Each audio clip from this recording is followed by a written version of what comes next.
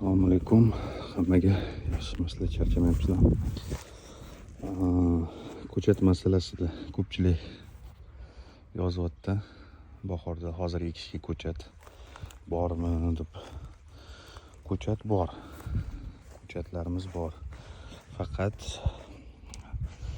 KSD sortlarni hozir ekishga tavsiya bermaymiz. Не только KSD, NSD sortlarni ham. Nima sababdan?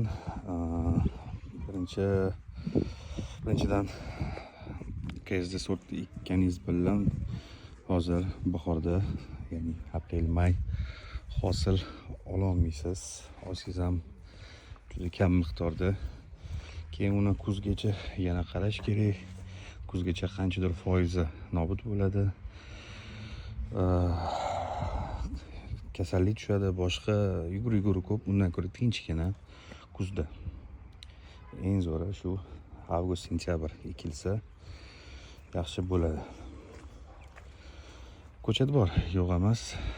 O'zimizda bitta bu eksperimentalniy ko'chatlar hozir ko'rsataman. Ko'chat ko'p.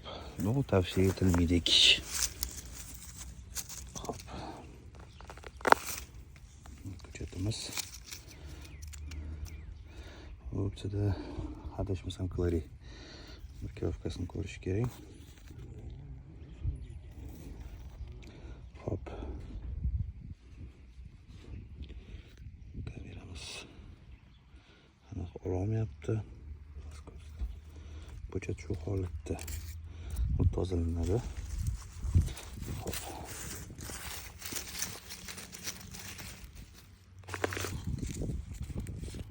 Bu holatda bor ekan. Ko'chatlar bor.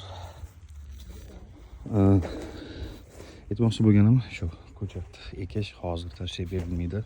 Bu meni tavsiyam, yana o'zingizlar bilasizlar. Chunki aytmoqman, nobud bo'ladi, qarash kerak vaqt. Undan ko'ra tinchgina shu avgust, sentyabr oylarida ekkan ma'qul. Dalamiz ham sal bir yursa bo'ladigan ho'pda. Yana sovuq kelyapti.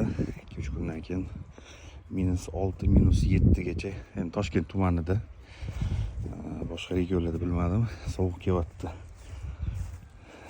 Yaxshi hali qulupnaylarimiz gullamagan. Gullagan bo'lganda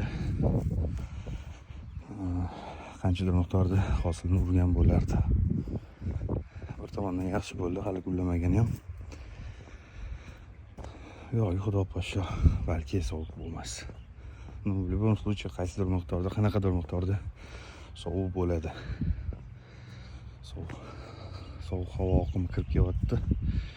O'shanga iloj bo'lsa, agrovolokno plyonka ila bormi, ekilgan joylar bo'lsa, o'rab qo'yinglar. Xohlasa oxirgi sovuqlar bo'lsa kerak, undan keyin sekin hosilga harakat. Hammaga rahmat. Sog' bo'linglar, salomat bo'linglar.